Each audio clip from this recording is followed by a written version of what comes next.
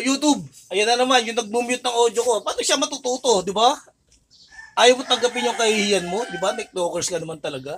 Alam mo, sa totoo lang, yung YouTube account ko, sa totoo lang, nakakonect ako sa NASA ng Amerika, ng ano. Alam mo yung NASA, satellite yun, di ba? Yeah, oh.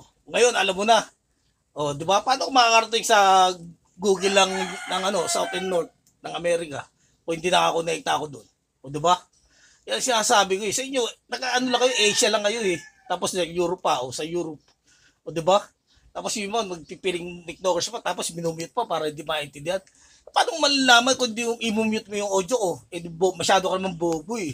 Sa totoo lang, yung nag-mute ang audio ko eh. Para matuto ka, di ba? Hindi lang alam mo, puro TikTokers.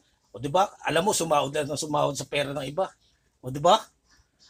Madalas yung ginagawa yan sa mga bagong YouTuber, sa totoo lang. Ayaw ko lang magsalita eh.